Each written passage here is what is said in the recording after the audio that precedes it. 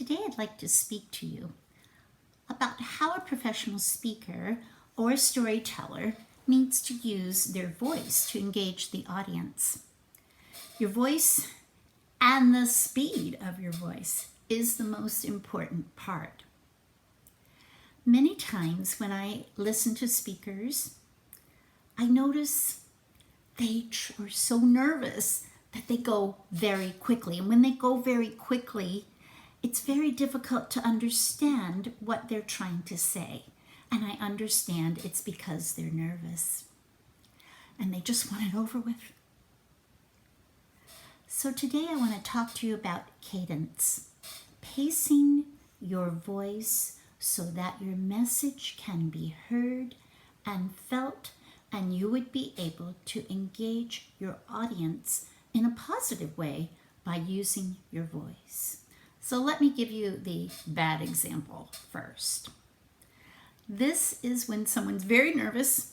They just can't wait to get their presentation or their story over with, and they're going so fast like this.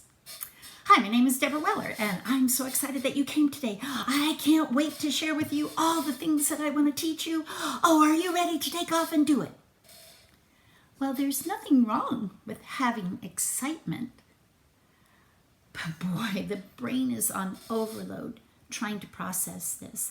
And this is especially true for children. They cannot process that speedy language. So as a teacher or anyone who works with children, you also need to remember cadence.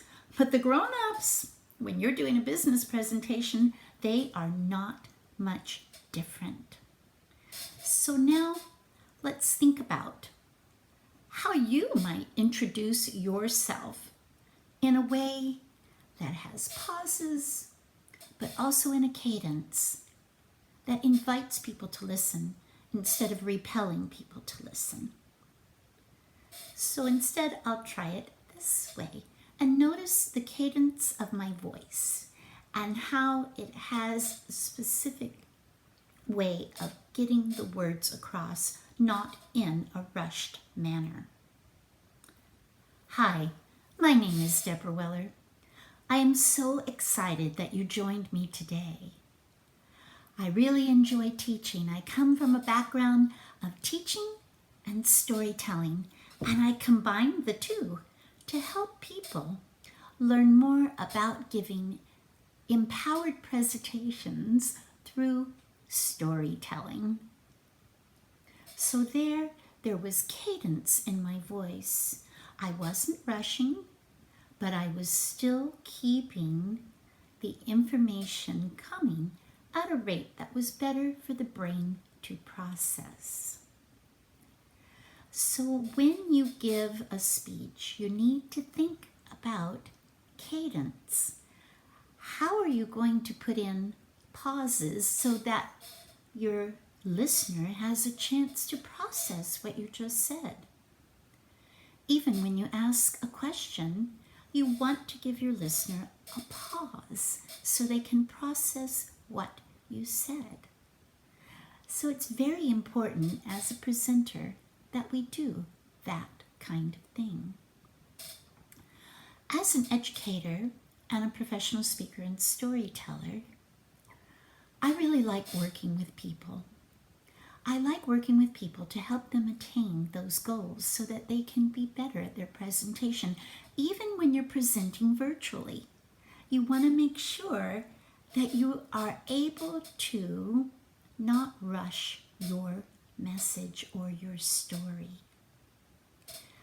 I have that opportunity now to work with people as a virtual coach and to help them get better at their presentation skills. You can find that info in my bio and visit my website at storytellingcourses.com. And it's there that I can work with you to help you find a way to speak and deliver your message in a better way than rushing through or being nervous. So I'll be bringing you more tips on this site, and I hope that you'll chime in to give me a question of something that you need to learn so that you can be a better speaker. And I can address them in one of these short demonstration videos. Thanks for tuning in today. I appreciate all that you are trying to do to increase your public speaking and presentation skills.